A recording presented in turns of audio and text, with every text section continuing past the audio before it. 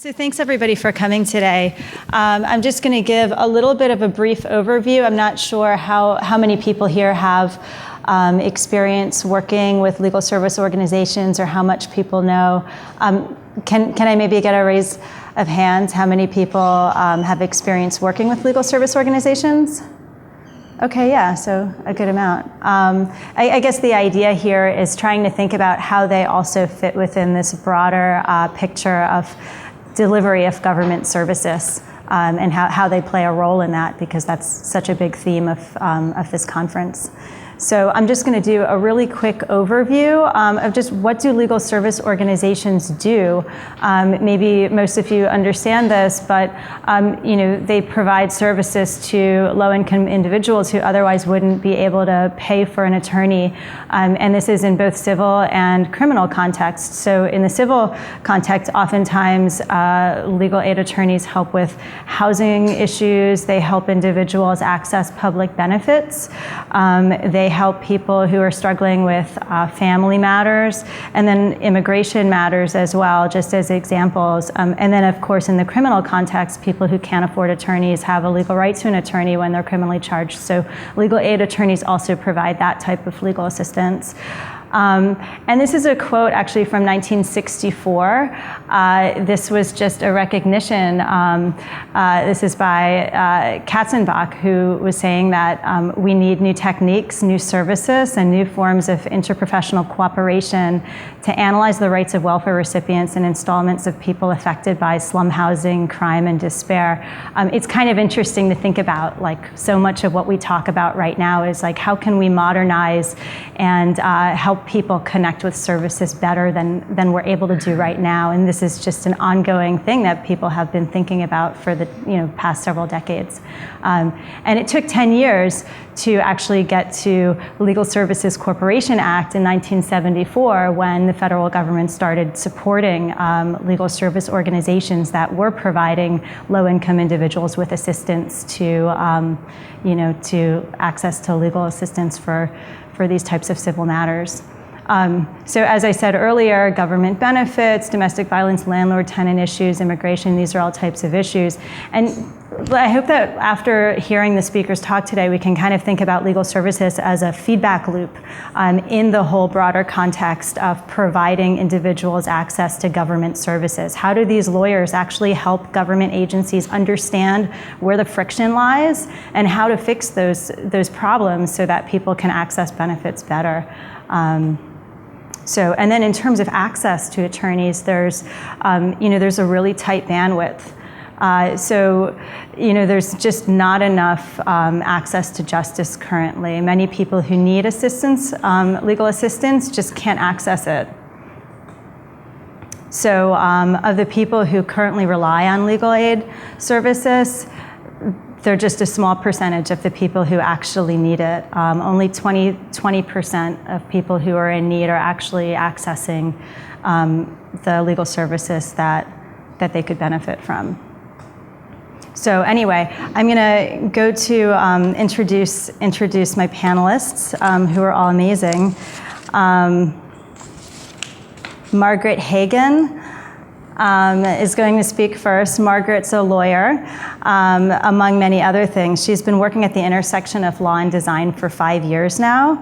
And during 2013 and 14, she was a fellow at the D School at Stanford, where she launched a program on legal tech and design.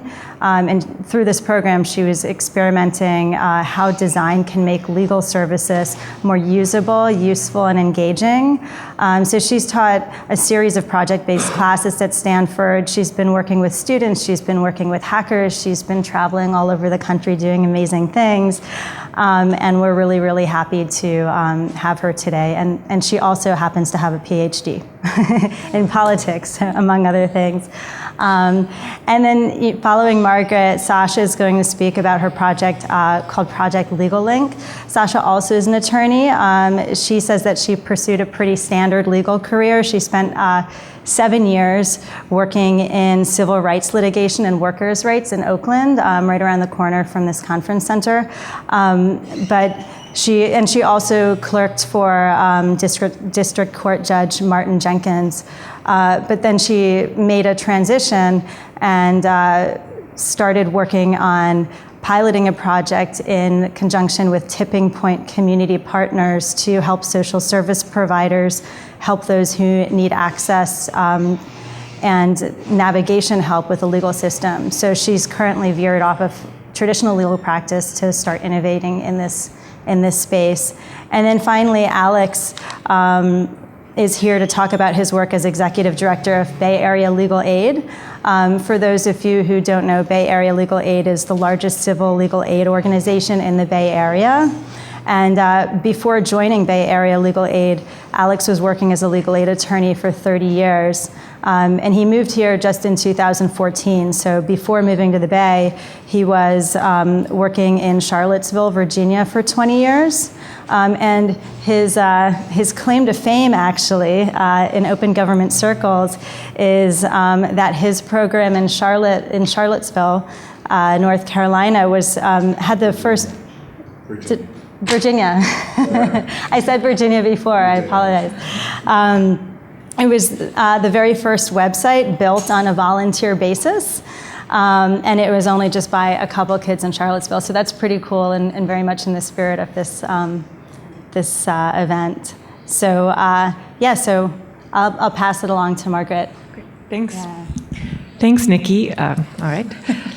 So I'm going to talk a little bit about how I work, what I do. And I even have some of my collaborators here from Stanford in the audience, but I'm hoping to make it conversational, and I'll present what I do, and I'm hoping that we can talk more about your ideas, and if you want to get involved, that's my big ask today, is please come work with me. So first, what do I do?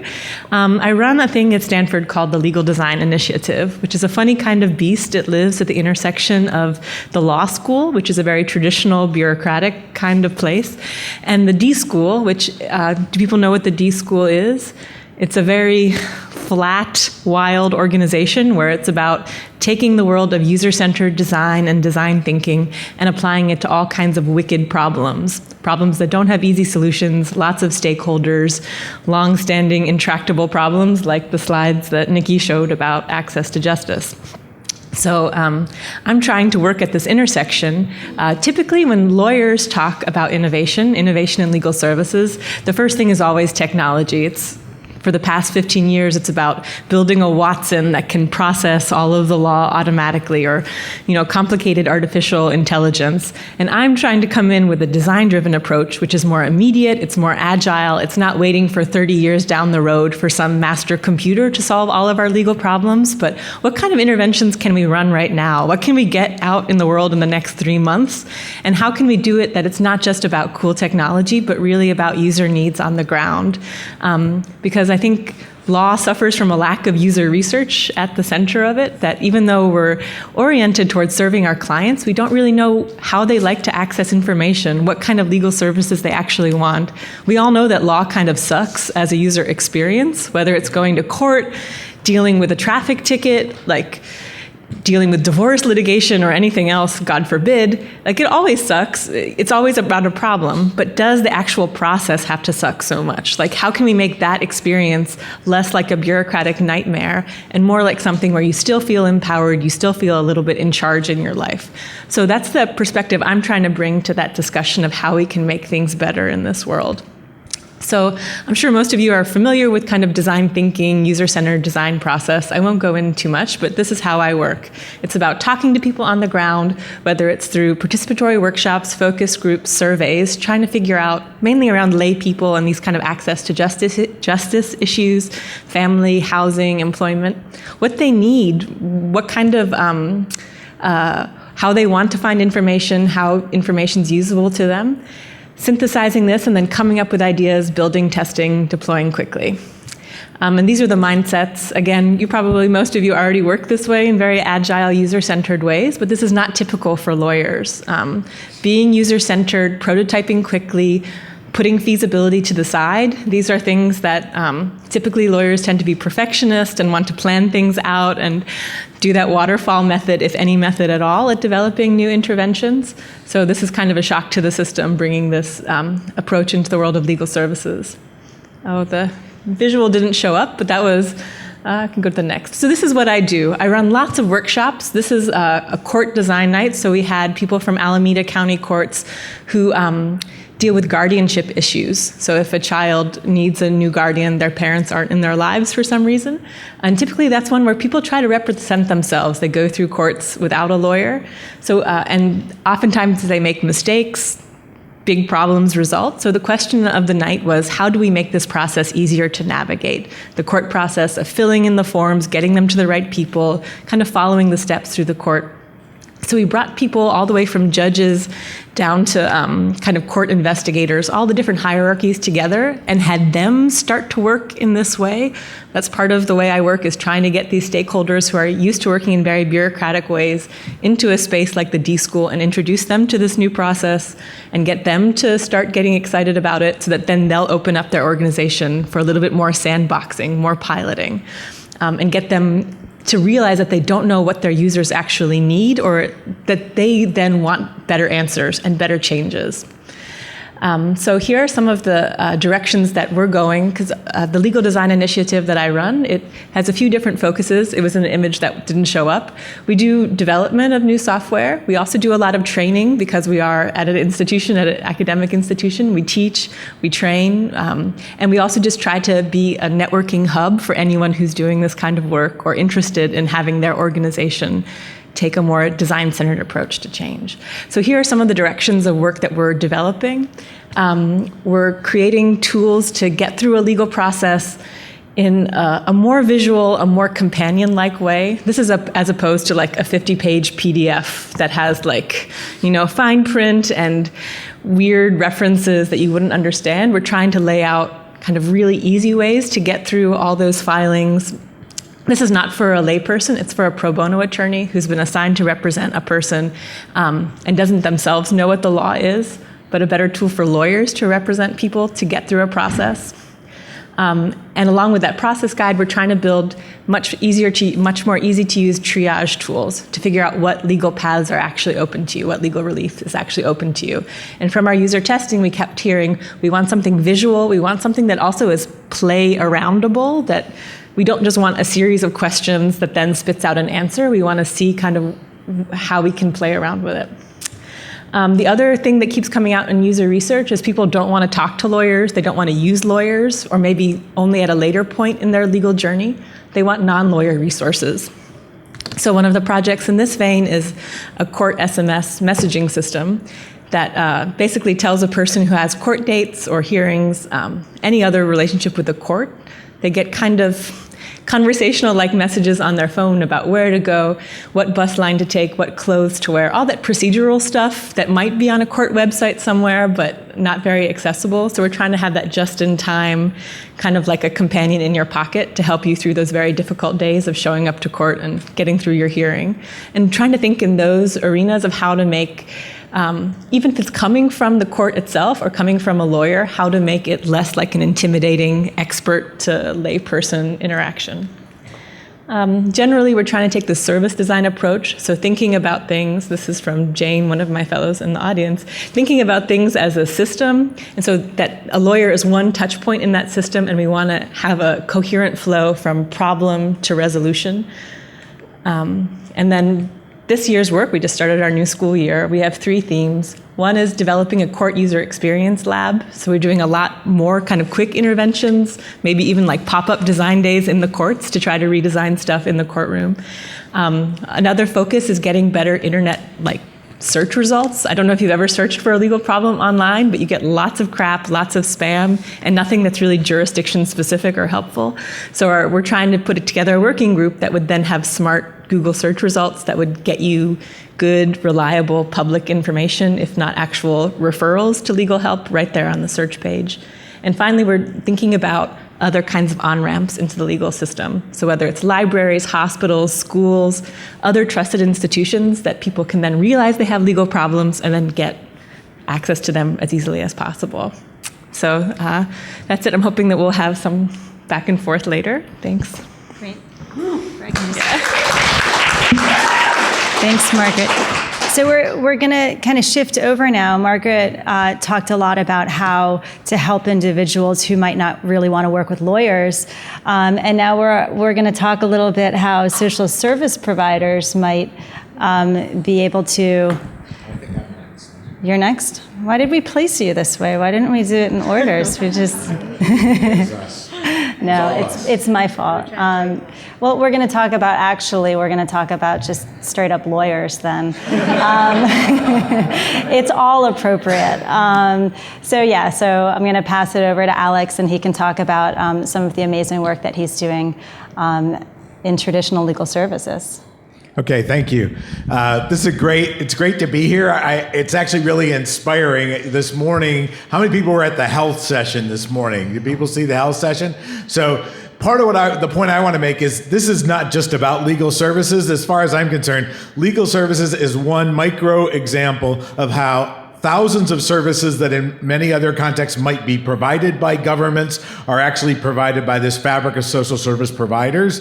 And that's part of the whole safety net. And so the safety net that only focuses on government misses a whole chunk of the available resources that are necessary to make the whole thing work. And they're all interrelated. And we're just one example. And I can talk about what we're good at and what we're really broken at. And maybe you can have some ideas back for us. So I work at Legal Aid. I've been a legal aid lawyer for a long time. I went the wrong way because the button is actually backwards. We're Bay Area wide, so we have a number of offices. We have offices in 6 of the Bay Area counties. We're a pretty big operation in that we have about 75 lawyers, 100 staff people. And so part of the reason I'm interested in this is just we have some capacity to try and solve some of these problems because we have some resources and we have exposure, if you will, connection to communities in a meaningful way. From my point of view, and I apologize for my cheesy graphics, when we get to them, I'll tell you a short story. But in any event, most services that are provided to people are combinations of government and other nonprofit service providers. There's like this, they're woven together, and sometimes they're not even very well connected, and that's part of the problem. As a result of that, the services that government provides also rely on these other networks of providers to provide meaningful access or relief in the areas that people work, and there are huge inefficiencies in that. There are failures to communicate. There are lost opportunities in terms of actually getting good feedback on where the system is breaking down because we're not actually part of a system. We're this ad hoc combination of service providers that then feed into a system. And part of what we need to do is correct that. In terms of the civil justice system and what that really looks like, again, we're just one example. People who need access to justice don't just need access to courts. Oftentimes the solutions to access to justice are very court focused and court specific, but courts are just one of the various forums that somebody might have to interact with. And they may have to interact with a social services or an administrative agency, a federal or state or local administrative agency. They may be in an arbitration proceeding or a variety of other things. And there are probably 6 or 8 places that people have to go to have their problems solved rather than just courts. And although courts are a big piece of it, they're not the whole thing. The ability for people to engage in pro se, self-help, advocacy is very, very valuable, and we need to do more of that and create opportunities for people to do that well, but it's only a piece of it. There are some things that you actually need a lawyer for, and there will always be some things that you need a lawyer for because we have a system of justice that assumes that certain critical disputes are going to get resolved in some sort of adversarial court-based way. And those are sometimes the most important things, and it's not that pro se or pro per assistance isn't valuable, it's a piece. And so increasing efficiencies where people can get access to those systems is important and is valuable and gets us somewhere, but recognizing that there are also these high-level resources that will also have to come to bear to solve problems, and figuring out how to actually maximize those high-value resources so they're not wasted on doing low-level things that we could automate, that we could use technology to speed up, that we could do better with. And part of what lawyers in systems do is help hold those systems accountable. So part of the feedback loop is, if you think about the story of the municipal court in Ferguson, Missouri, right? I don't know how many people read the report from the Department of Justice, or I'm sure you heard the news information. There were serious problems, but part of the reason there were serious problems is because the system broke down because there was nobody paying attention. Okay, public defenders don't go there, civil legal aid lawyers go there, it's traffic court, and as a result, you had a system that was completely unregulated because we use lawyers like legal aid lawyers and public defenders to be part of the regulation of how those systems work and whether they work well. And so figuring out how to gather data from court systems to figure out where, to really focus in on where those in-person resources need to be would be a really valuable thing for us to move toward. And again, those high-level resources are the most important resources. They're the most powerful resources, but they're also the most cost-intensive resources, and so we really want to use them wisely. In the civil justice system in the Bay Area, 60+ providers, again, the number varies. People who need services spend a fair amount of time kind of going around from one place to another, trying to get to the right place. Eligibility is often manual, or it may be, people may be collecting it into a database, but there's no sharing of any of that information. And when people go to one provider, if they don't get help, they're going to go somewhere else and they're going to start over again. And it's so we really don't share data in meaningful ways. We have this huge wealth of volunteer resources that each legal aid or each organization is like recruiting individually, and there's no real meaningful way right now to coordinate those services. And although we do some things together, there is huge opportunities to get those volunteers and coordinate them in a more meaningful way. And there are some ideas. There's a portal out of Virginia that really looks at volunteer resources across a state or a region, and then basically tries to match people with case opportunities or available pieces of work. But it's just a beginning, and people just haven't really spent much time thinking about it. And then the last piece, and Sasha's going to talk more about this, is just how to organize the social service providers, because the legal aid programs are a piece of this broader network of social service providers, many of whom all have contact with those same people that are connected to the same systems. And figuring out a way to share information as is appropriate and to make meaningful, germane, timely connections. I don't even want to call it referrals. Connections between human being who needs a service and a resource that's available, I think, is critically important. So, yeah.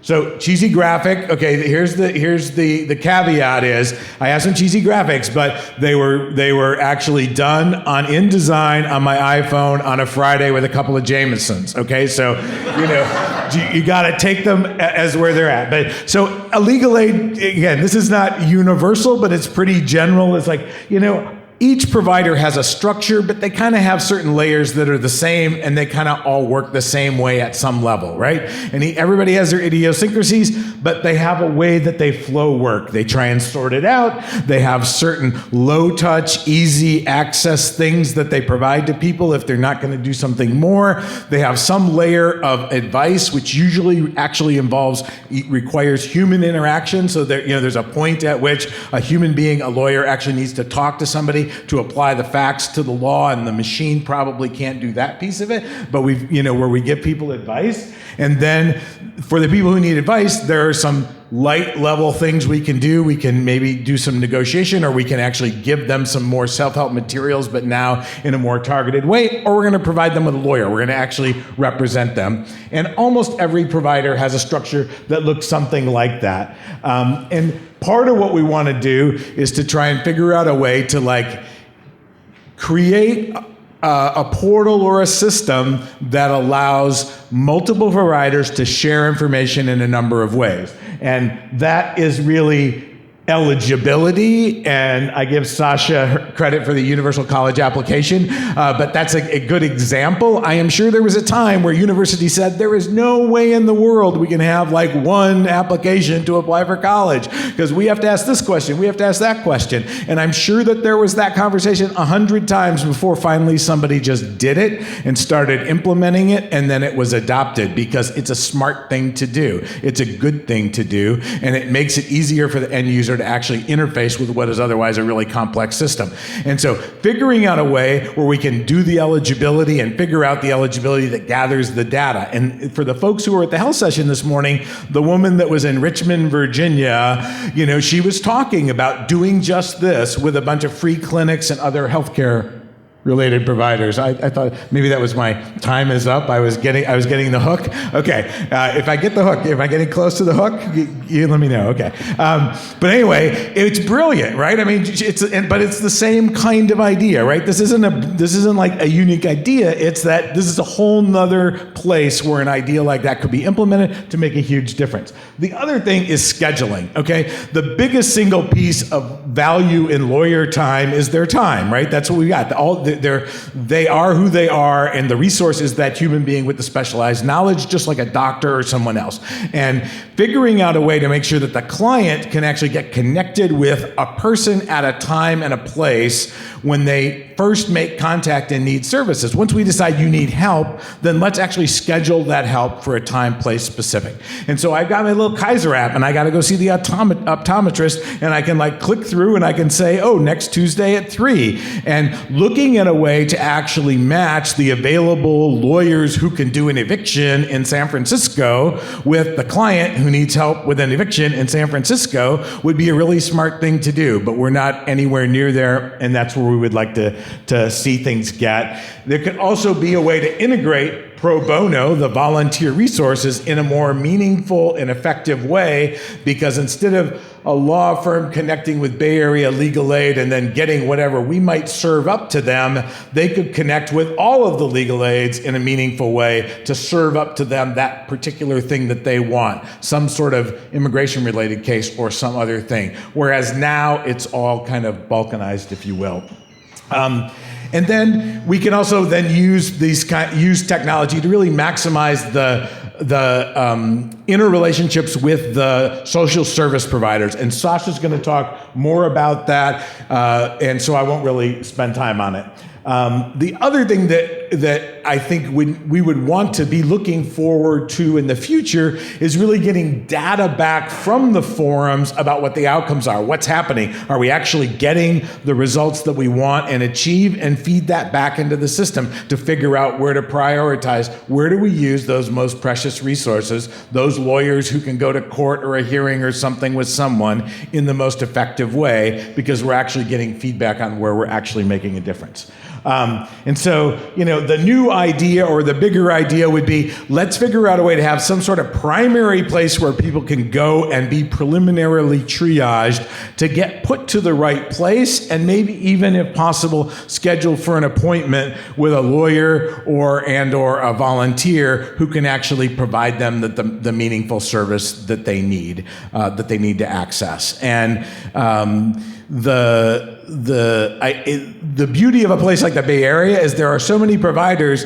In terms of doing a pilot or looking for a way to be able to put together the infrastructure to actually then beta test this in a way where you could actually make sure it works. There are so many players. We could find a group of willing participants who would say, okay, let's figure out how to get this where it's actually functional and valuable in a way that then other people will want to adopt it. That the train is leaving and you got to get on, but people aren't going to do that probably until they actually have something that they can see and touch and feel that actually they see how it adds value to what they're currently doing. Because people are spread thin and most of their technology is kind of weak, and therefore, their ability to think of a technological solution making their world better, I think, is limited in some levels. And the only way we're going to get there is to really show people this can really make a difference. And I think like some sort of pilot or whatnot would get us there. And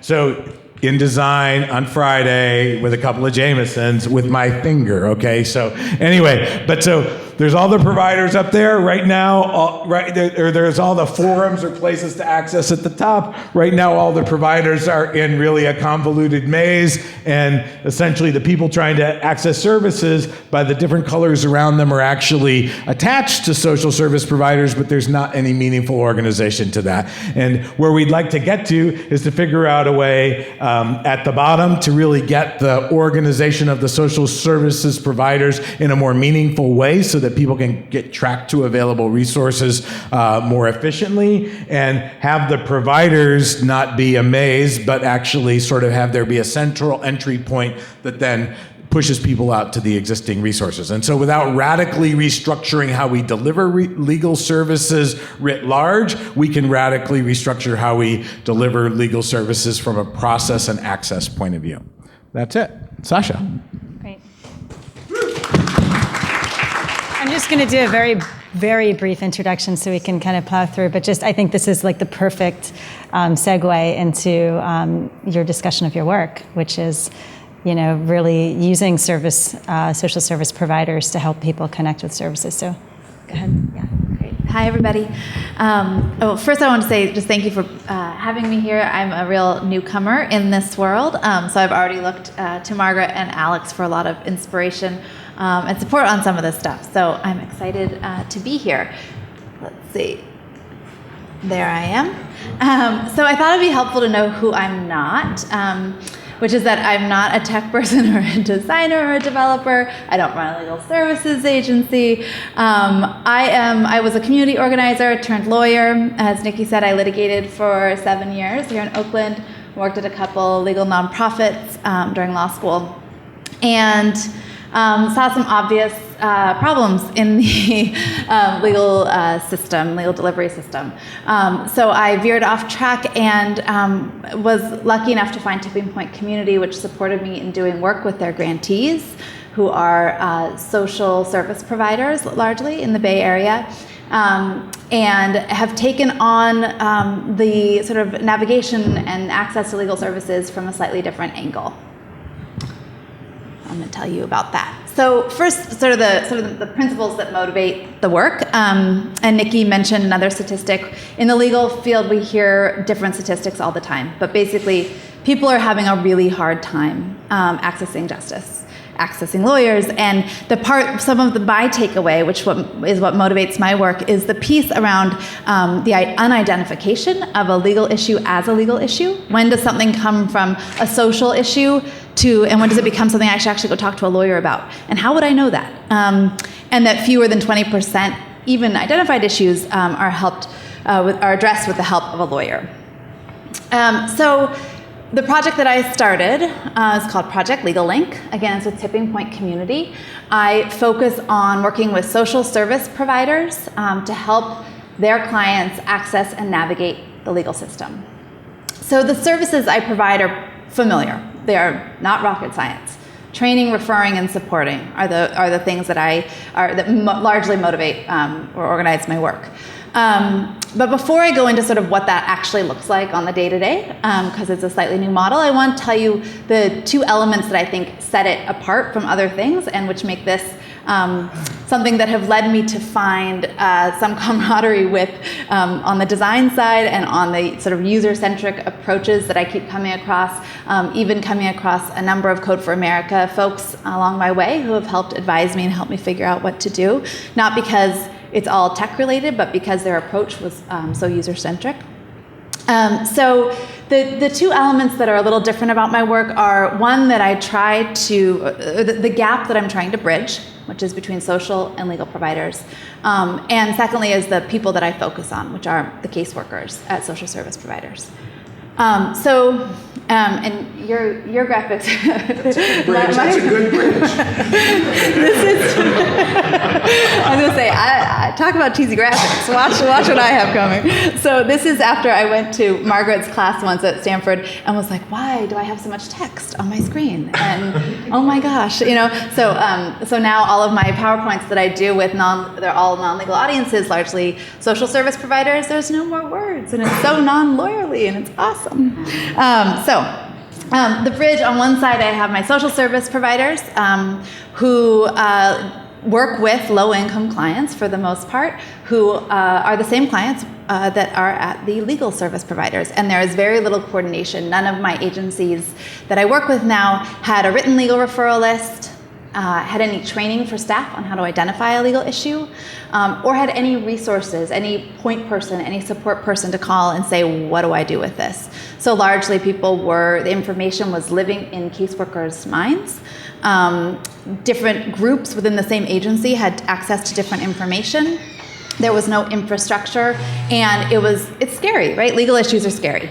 And they can be intimidating. And so both for clients and the people that serve them, when it's a matter of whether or not you're going to get your kids or get deported out of the country, no one wants to give bad advice, right? No one wants to send you down the wrong path. So they can be intimidating. And on the legal service side, as Alex was pointing out, there are many issues in our web of providers that make it nearly impossible for people to get through. Oops, sorry, the wrong way. So these are the groups that I work with, tipping point grantees. Some of them may be familiar to you. I'm only a year and a few months in, and I'm rolling out right now in San Francisco County, and we'll be likely expanding to Alameda County next year. And obviously these are not public entities, but as Alex and others have pointed out, they are part of the web of the delivery of public grants and services, and are dealing with a lot of the same clients. So what I actually do is again, train, refer, support. So I train staff to identify legal issues, things as simple as what's the difference between the civil and criminal justice system, and where are you guaranteed a lawyer and where are you not, and why you wouldn't, if you got arrested, why you wouldn't call Bay Legal for help. Right, there's a lot of confusion, and the navigators out there, the caseworkers, don't always know. So some basic concepts, as well as how to actually identify, create materials to help I'm exploring how best to help people issue spot when they're non-legal audiences. And the answer is because we don't do criminal. Right. And that's the answer, right? So if you have a criminal issue, you need to go to the public defender if you can't afford your own attorney. And then I support, so I'm available by email and phone to my caseworkers at all times. I also built a website. You can see a small picture in the bottom right corner that has targeted referrals. So rather than send people on a wild goose chase, it's a more targeted entree. I call it my landing spot. If that agency cannot help you, they will either refer you somewhere or come back and we'll find you another place. But let's send you to the best first spot that we think you might be eligible for, that might work for that service.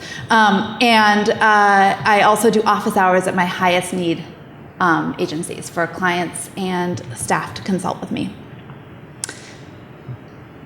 Okay, so my second element, cheesy graphic, is who I work with. So my caseworkers, I consider them the superheroes of the situation. They have holistic and trusted relationships with clients in a way, and access to clients in a way that no lawyer sitting downtown ever will. It is a very different relationship and volume. So their capacity to funnel people, to navigate, to support, to encourage is really powerful. And they are the ones that I focus on in my work. So let me give you a couple examples. So I was going to give I see a lot of different things, but a couple things just to show you what this might look like in real life.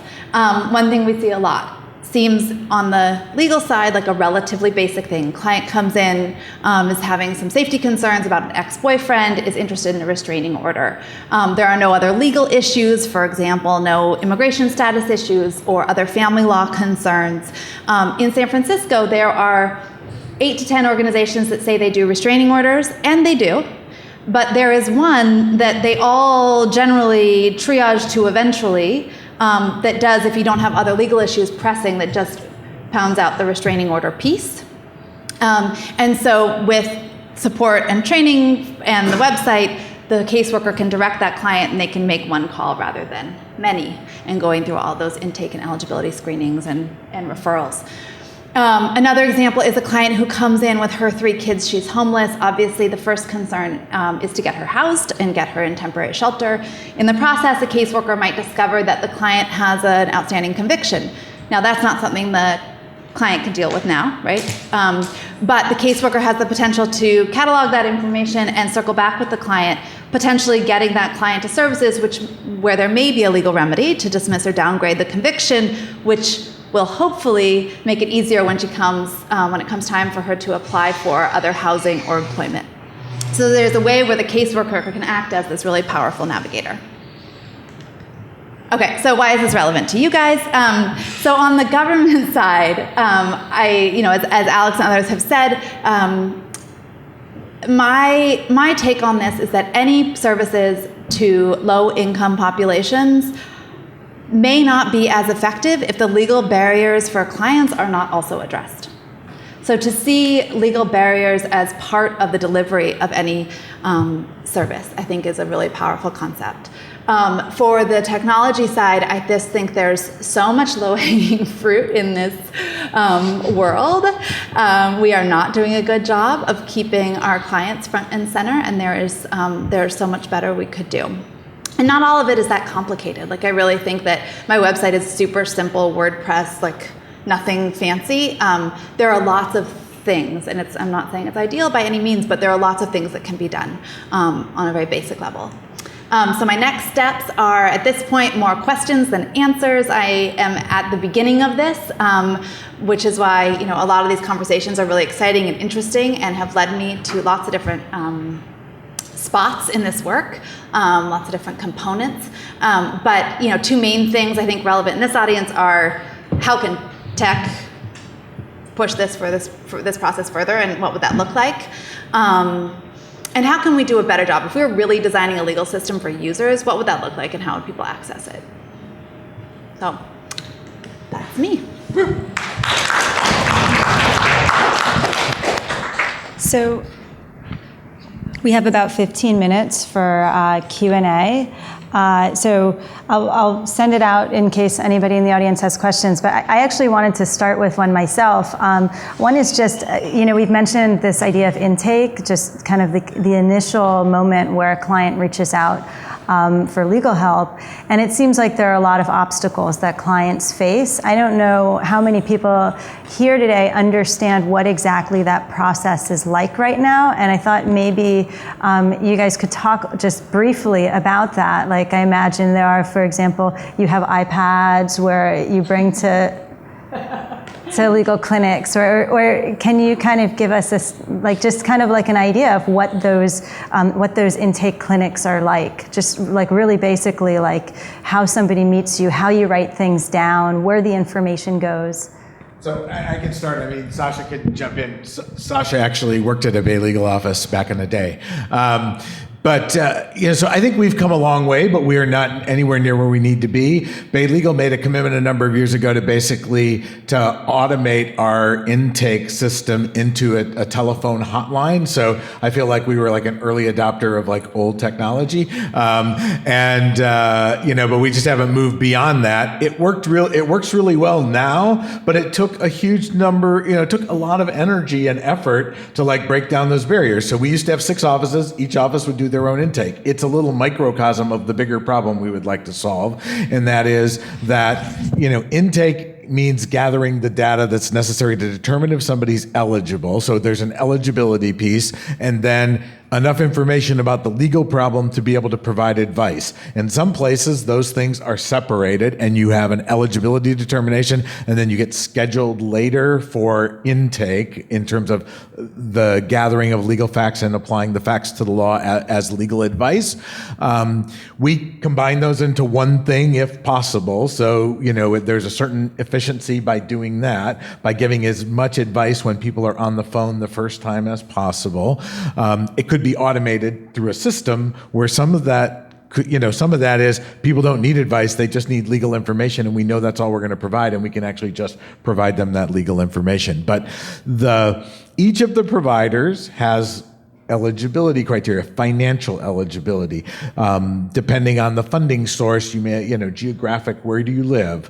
But there could also then be eligibility information about what your legal status is and a variety of other factors that you have to go through all of these things to say, can this particular provider, can Bay Legal serve this person? And are the criteria typically the same across providers, or are they different? They're different, but they fit into similar data categories. The particular data points may be different. So everyone has financial eligibility of some sort. Some people's ranges are different, but it seems to me you could design a system that would understand that and that would be able to put that in if everyone put in their high-low range or their high range and the factors that go into doing that.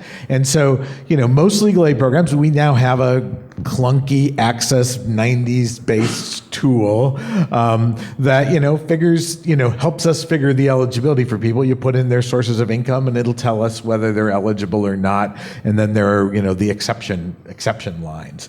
But I do think that the eligibility part could be systematized largely, and I loved again the example from Richmond, which really said, here's this little pre-eligibility thing that kind of makes sure we're getting you in the right direction, and then you can decide if you want to go further down the rabbit hole and actually apply, which probably is more time consuming, so that people know that we're actually triaging them to the right place without having to put all the information in. Mm-hmm. But do you have anything there? I mean, the only thing I would add is that I think it depends on the context, right? So some of the clinics are come-all clinics, so they will combine paper screening with some limited advice and information, and then most of the actual providers will have a two-part, some kind of eligibility screen and then a callback about the facts and whether they're actually going to consider taking your case. I mean, I think there's so many things that motivate this, including the funding and what you have to, who you can actually serve, including given scarce resources, the lawyers are choosing too. There's so much discretion for good reason in terms of what they're going to spend their time on. But for clients and caseworkers on the other side, it's a black hole, right? You don't know if you're being denied because you don't have the right income, because you don't have, you don't live in the right neighborhood, because you don't have a case, for any other reason, not the least of which, most people don't realize there are lots of other reasons you might get denied, which is that you are conflicted out because the agency can't serve you, they're serving someone else or have served someone else on the other side of the case. So it can be very frustrating for users. They don't know what is going on, and usually the agencies won't explain for any number of reasons. They don't actually go into detail, which also makes sense, about why you're getting rejected. So you just get pinged and bounced. So I think those intake processes do look different, and they also feel quite different on the other side. But can I? Yeah. The other thing I would add, though, is that black box. Every one of us can define the elements that go into the black box. We just don't share that with anybody, right? And so, you could actually put in most of those factors that you could actually triage by, because that's what my staff does when they sit down. Okay, this is a domestic violence case. How recent was the domestic violence? How serious was the domestic violence? And again, some of those are judgment calls, but some of them are is this public housing or private housing? That's a yes/no question. Probably, at least for a caseworker, maybe not for the client, or definitely for an eligibility worker. And that may impact whether my program is actually ever going to assign a lawyer to that case or not. And so that's the sort of black box piece of it that we could actually put into a system to help reduce it may not perfectly match everyone every time, but it is actually going to get people within one or two hits of where they need to be, I think. Does anybody have any questions in the audience? I'm just going to walk around with this mic so we can. Thanks, Tiffany. Sure. Yeah. Thank you, everybody, for your comments. This was really invigorating. I come from a legal background and hadn't thought or realized the way I was thinking about everything was coming from a UX perspective. But one of the things that I'm really interested in as a new lawyer is also thinking about alternative dispute resolution options and choice as a component, choice of process as a component in the UX orientation. And I'm just wondering whether any of that has come up in the stuff that you've done. And let's see, I jotted down. And I think it's also an access to justice issue. I think Margaret, or Sasha, you were talking about lawyers being choosy. I think if you have no legal case, or if you want to share emotions more than the rules of evidence will allow you to, there are so many reasons that litigation may not be for you. And I'd just love to hear your comments. So there's a few different conversations going on in this space about legal innovations and alternative dispute resolution, which for those who aren't legal geeks is not going through a typical court process like in Law and Order or other TV shows, but more sitting around a room, having a mediator, talking through and coming to a more collaborative kind of resolution to a case. So the lawyers are interested in this. The courts are afraid this is going to be kind of private competition and they're going to be put out of business. But the more forward-thinking judges actually want that kind of outside pressure because there's no competitors to courts right now. They don't have to improve. So there are judges who actually want to see more robust, privatized online dispute resolution, like we see from Modria, like we see from WeVoris, which is a collaborative divorce platform, if you should ever need such a process. So like there are these ways. You can just settle your disputes without going through the courts, unless you're in criminal. It's not an option. So there are people who want this kind of robust private alternative. Canadians are experimenting with this a lot. In British Columbia, they're really investing in an online dispute resolution within the government, sponsored by the government, but basically to take where people do not want to be in a more litigious, confrontational, oppositional process, to get them online and have kind of automated facilitated dispute resolution. So there's interest in this. There's definitely platforms springing up. Not much of it's being internalized inside the government. Actually, at Stanford Law School program, we're working with San Mateo County courts to do a family law online dispute resolution system, but without budget, it's not actually getting implemented. It's 3 years, I think, and there's just not money in the court system to spend on anything kind of outside of the typical things that they spend money on. So they're not really ready to go into experimental mode.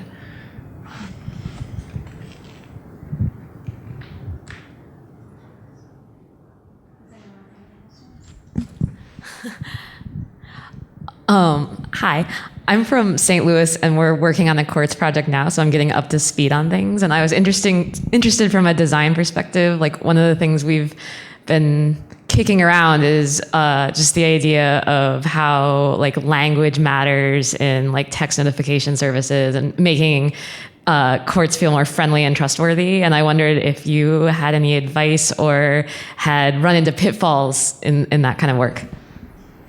When you say language, do you mean different languages or just the way we express? The way we express. Yeah, I think the main thing is if you have to work through the court system getting their sign-off, I think because it's just an organization that's worked a certain way and they have plain language consultants that they made that leap. I think plain language is the first step towards user-centered design, and that's been around for 20 years. That's great. And they're comfortable with the simplification of text. I think they're into that. When it comes to being more conversational, or another request I keep getting from users is more stories, more examples.